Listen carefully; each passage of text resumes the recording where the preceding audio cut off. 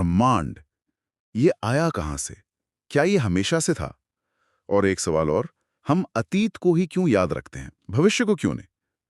ये कुछ ऐसे सवाल हैं जो बच्चे पूछते हैं, लेकिन हम में से ज्यादातर लोग बड़े होते होते इन पर सोचना छोड़ देते हैं। शायद इसलिए क्योंकि जवाब बहुत बड़े और बहुत मुश्किल लगते हैं। और आज हमारे पास जो स्रोत है वो इन्हीं बड़े सवालों के दिल में उतरते हैं।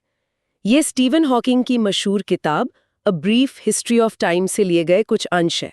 और ये किताब सिर्फ मुश्किल फिजिक्स के बारे में नहीं है, बल्कि ये ब्रह्मांड में अपनी जगह को समझने की, मतलब हजारों साल पुरानी इंसानी खोज की एक कहानी है। तो आज की हमारी चर्चा का मिशन यही है, ये समझना कि कछुओं की पीठ पर टिकी दुनिया से लेकर बिग बैंग तक ब्रह्मांड की हमारी तस्वीर कैसे बदली है।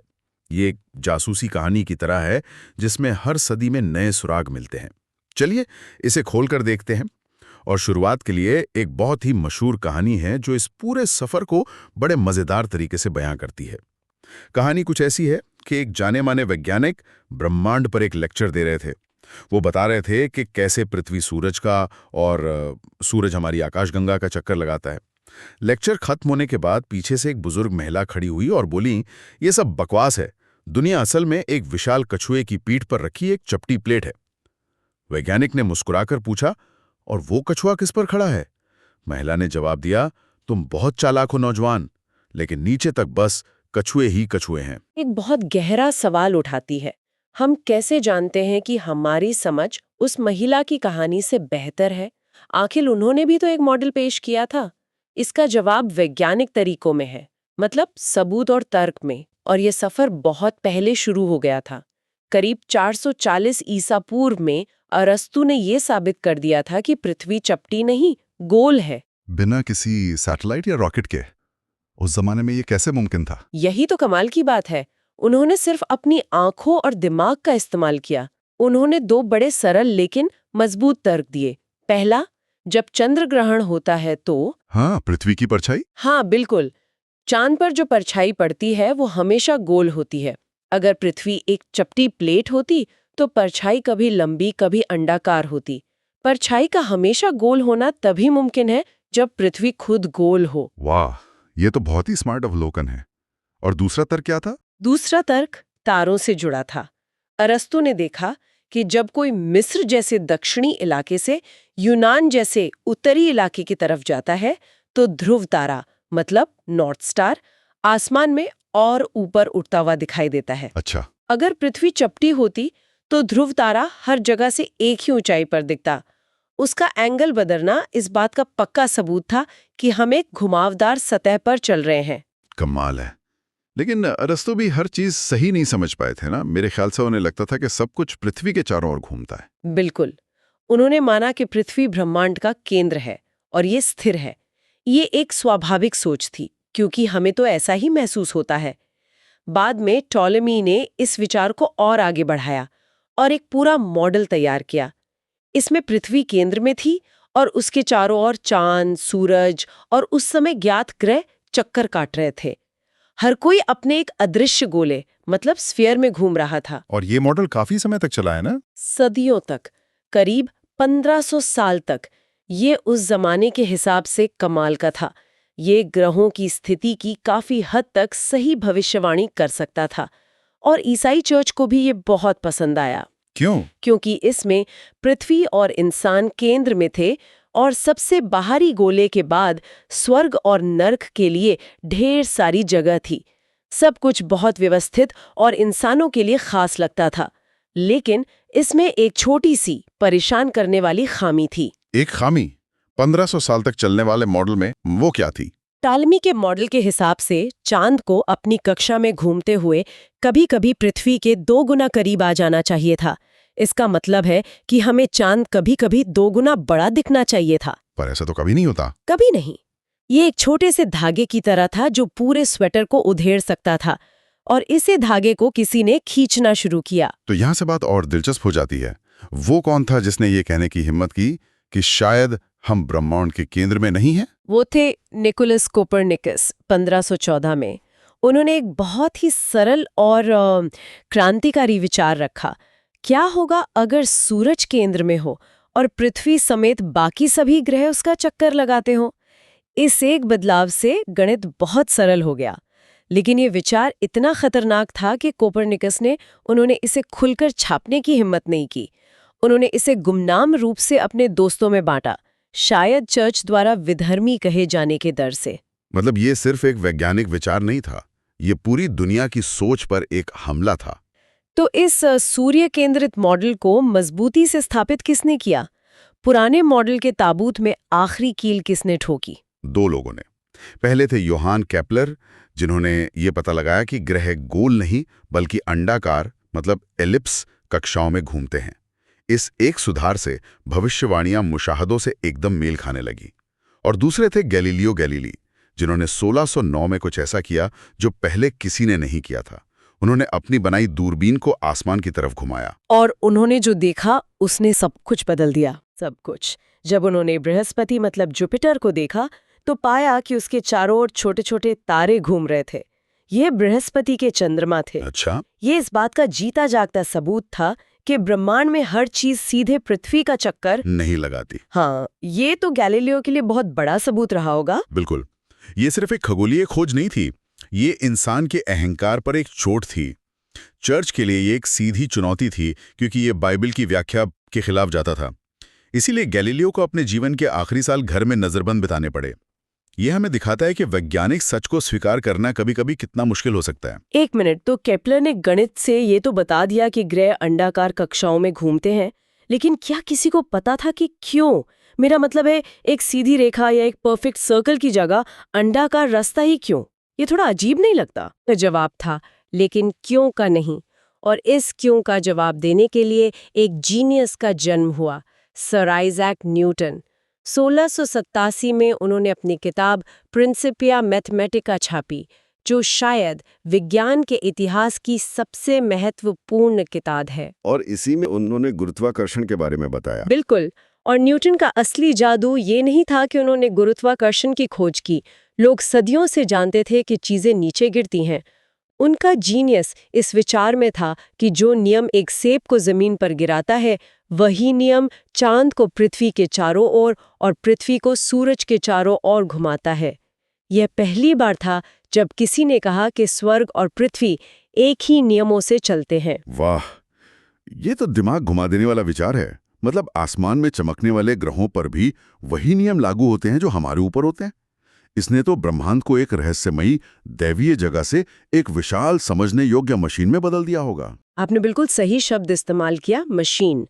न्यूटन के बाद ब्रह्मांड एक बड़ी घड़ी की तरह लगने लगा, जो सटीक गणितीय नियमों पर चलती है। अगर आपको किसी भी समय ग्रहों की स्थिति और गति पता हो, तो आप भविष्य में किसी भी समय उनकी स्थिति बता सकते हैं। सब कुछ तय था। लेकिन न्यूटन के अपने ही सिद्धांत में एक बहुत बड़ा विरोधाभास छिपा था। अच्छा, सब कुछ इतना सही लग रहा था, अब क्या गड़बड़ थी? सोचिए, अगर गुरुत्वाकर्षण हमेशा हर चीज को अपनी ओर खींचता है, तो अब तक ब्रह्मांड की सारी चीजें एक दूसरे से खिंचकर एक बड़े से ढेर में ढह क्यों नहीं गिरी? हाँ, ये तो सोचने वाली बात है। अगर हर तारा दूसरे तारे को खींच रहा है, तो उन्हें अब तक टकरा जाना चाहिए था। न्यूटन ने इसका क्या जवाब दिया? न्यूटन का तर्क था कि ब्रह्मांड अनंत है। अगर ये अनंत है और इसमें तारे हर तरफ बराबर फैले हुए हैं, तो कोई केंद्र नहीं होगा जहां सब कुछ गिर सके। हर तारा हर दिशा में बराबर खींचेगा और अपनी जगह पर बना रहेगा। लेकिन बाद में पता चला कि ये तर्क भी काम नहीं करता। एक अनंत ब्रह्मांड भी अस्थिर होगा और उसे ढह जाना चाहिए। इसका मतलब एक स्थिर और हमेशा से मौजूद ब्रह्मांड का विचार, जो उस समय सब मानते थे, उसमें एक बुनियादी समस्या थी। सही कहा। और एक और समस्या थी जिसे ओल्बर्स का विरोधाभास मतलब ओल्बर्स पैराडॉक्स कहते हैं। ये एक बहुत ही सरल सवाल है। रात का आसमान अंधेरा क्यों है? ये कैसा सवाल हुआ? रात है इसलिए अंधेरा है? इसे ऐसे सोचिए, अगर ब्रह्मांड अनंत है, हमेशा से है और इसमें अनगिनत तारे हैं, तो आप आसमान में किसी भी दिशा में देखिए, आपकी नजर कहीं ना कहीं एक तारे पर जाके खत्म होनी चाहिए, है ना? हाँ, बात तो सही है। तो अगर हर दिशा में एक ताला है, तो पूरा आसमान सूरज की सतह की तरह चमकीला होना चाहिए। कहीं भी अंधेरा नहीं होना चाहिए। इसे ऐसे सोचिए, अगर आप एक बहुत घने अनंत जंगल में खड़े हैं, तो आप किसी भी दिशा में देखें, आपको एक पेड़ दिखना चाहिए। कहीं भी खाली जगह नहीं होनी चाहिए। इसी तरह अगर ब्रह्मांड अनंत और तारों से भरा है तो रात में आसमान की हर एक बिंदु पर एक तारा होना चाहिए। पर ऐसा है नहीं। इसका एक ही मतलब हो सकता है, या तो तारे हमेशा से नहीं है या ब्रह्मांड अनंत नहीं है।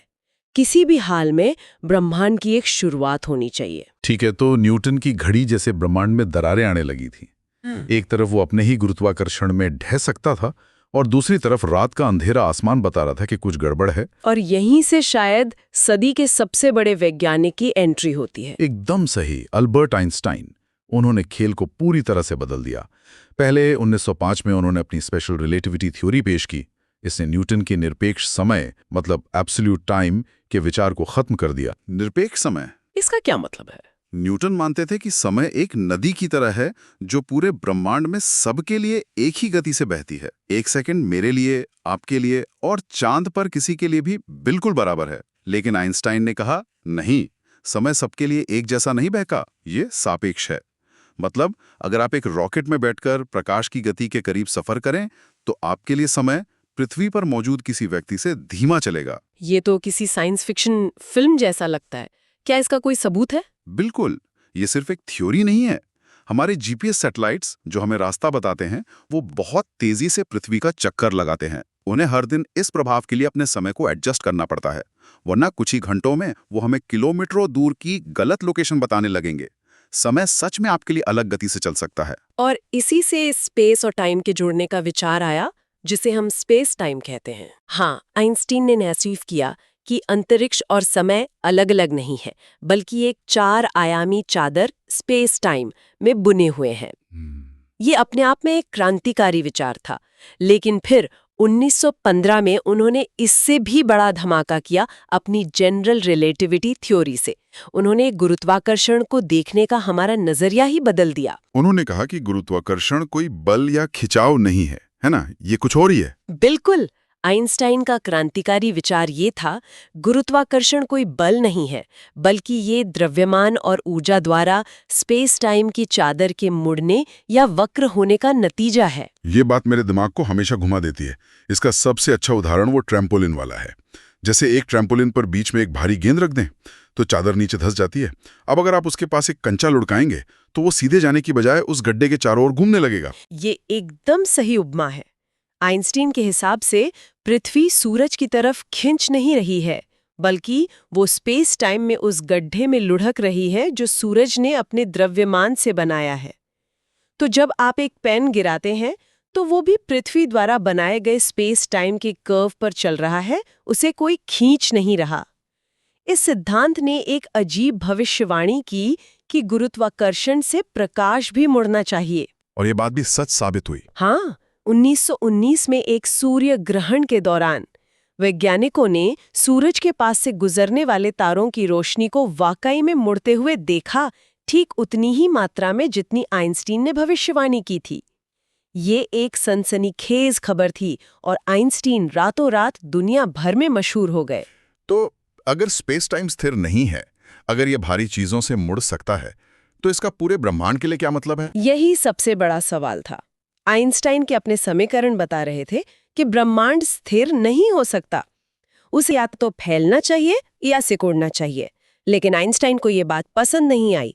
उस समय के सभी वैज्ञानिकों की तरह वो भी मानते थे कि ब्रह्मांड शाश्वत और अपरिवर्तनशील है।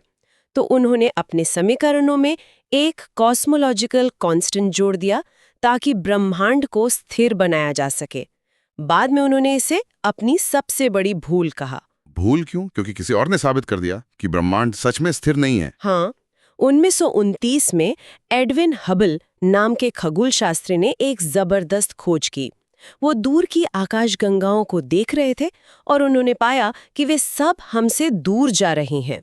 और सिर्फ इतना ही नहीं, जो आकाशगंगा जितनी ज्यादा दूर थी वो उतनी ही ज्यादा तेजी से दूर जा रही थी। ब्रह्मांड फैल रहा है। आप कह रहे हैं कि पूरा ब्रह्मांड बड़ा हो रहा है। हर चीज हर दूसरी चीज से दूर जा रही है। इसे समझने का सबसे अच्छा तरीका किशमिश वाली ब्रेड का है। मान लीजिए ब्रेड का आटा ब्रह्मांड है और किशमिश आकाशगंगाएं हैं। जब आप ब्रेड को ओवन में रखते हैं और वो फूलती है तो हर किशमिश हर दूसरी किशमिश से दूर हो जाती है। किसी भी किशमिश पर खड़े होकर आपको लगेगा कि बाकी सब आपसे दूर भाग रही हैं। हबल की खोज का यही मतलब था। तो अगर हम इस फिल्म को उल्टा चलाएं, अगर हर चीज दूर जा रही हैं, तो इसका मतलब है कि अतीत में सब कुछ एक दूसरे के बहुत करीब रहा होगा। ठीक इसी नतीजे पर वैज्ञानिक पहुंचे। अगर हम समय में पीछे और पीछे और पीछे जाएं, तो एक समय ऐसा आया होगा जब ब्रह्मांड की हर चीज, हर पदार्थ, हर ऊर्जा एक ही बिंदु पर एक अविश्वसनीय रूप से गर्म और घनी अवस्था में रही होगी। यही बिग बैंग का मूल विचार है। और मुझे लगता है कि इस विचार को तुरंत स्वीकार नहीं किया गया होगा। तो धार्मिक लगने लगा था। उन्होंने इसके जवाब में स्टेडी स्टेट सिद्धांत दिया, जिसमें कहा गया कि ब्रह्मांड हमेशा से ऐसा ही है और जैसे जैसे ये फैलता है नया पदार्थ बनता रहता है। लेकिन फिर 1965 में दो वैज्ञानिकों ने गलती से बिग बैंग का सबसे बड़ा सबूत खोज निकाला। वो क्या था? Cosmic microwave background radiation.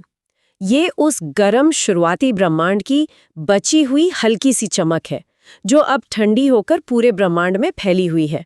ये बिग बैंग का स्मोकिंग गन सबूत था। इसके बाद ब्रह्मांड की एक शुरुआत हुई। ये विचार वैज्ञानिक जगत में स्थापित हो गया। अब हमारी तस्वीर कछुओं के एक अनंत टावर से शुरू होकर एक ऐसे ब्रह्मांड तक विकसित हुई है जो लगभग 13.8 अरब साल पहले एक अविश्वसनीय रूप से गर्म घने बिंदु से शुरू हुआ और तब से लगातार फैल रहा है। क्या शानदार सफर है। तो इस सब का क्या मतलब है? हम एक छोटे पृथ्वी केंद्रित ब्रह्मांड से एक विशाल फैलते हुए ब्रह्मांड तक पहुंचे हैं जिसकी एक निश्चित शुरुआत है, और यह सब उन नियमों से चलता है जिन्हें हम समझ सकते हैं।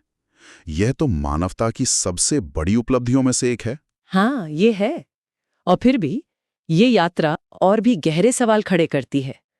आइंस्टीन्स की जनरल रिलेटिविटी बिग बैंग के क्षण में एक सिंगुलैरिटी की भविष्यवाणी करती है, एक ऐसा बिंदु जहां घनत्व अनंत हो जाता है और विज्ञान के नियम टूट जाते हैं। ये सिद्धांत हमें शुरुआत तक ले जाता है, लेकिन ये नहीं बता सकता कि शुरुआत कैसे हुई। तो असली शुरुआत को समझने के लिए हमें क्या चाहिए? हमें आइंस्टाइन के सिद्धांत, जो बहुत बड़ी चीजों को समझाता है, को क्वांटम मैकेनिक्स के साथ जोड़ना होगा, जो बहुत छोटी चीजों का सिद्धांत है। इन दोनों को मिलाने वाले एक सिद्धांत को क्वांटम गुरुत्वाकर्षण का सिद्धांत कहा जाता है, और यही आज भौतिकी की सबसे बड़ी खोज है। हॉकिंग अपनी किताब एक बहुत दमदार और उम्मीद भरे विचार के साथ खत्म करते हैं। वो कहते हैं कि अगर हम कभी ये संपूर्ण सिद्धांत खोज लेते हैं तो वो अंततः इतना सरल होना चाहिए कि हम सब उसे समझ सकें। तब हम सभी दार्शनिक, वैज्ञानिक और आम लोग इस चर्चा में भाग ले सकते हैं कि हम और ये ब्रह्मांड क्यों अस्तित्व में हैं। और फिर वो एक बहुत ही मशहूर लाइन कहते हैं, अगर हमें इसका जवाब मिल गया तो ये मानव तर्क की अंतिम विजय होगी, क्योंकि तब हम ईश्वर के मन को जान लेंगे। ये सोचने के लिए वाकई एक बहुत बड़ा विचार है। क्या हम कभी उन नियमों को पूरी तरह समझ पाएंगे जिनसे ब्रह्मांड बना है? और अगर समझ गए तो उसका हमारी जिंदगी और हमारे मकसद के लिए क्या मतलब होगा? ये एक ऐसा सवाल है जो विज्ञान और दर्शन की सीमाओं को धुंधला कर देता है। बिल्कुल। शायद सबसे बड़ा सवाल ये नहीं है कि ब्रह्मांड कैसे शुरू हुआ, बल्कि यह है कि क्यों शुरू हुआ। और ये एक ऐसा सवाल है जो हमें शायद हमेशा सोचने पर मजबूर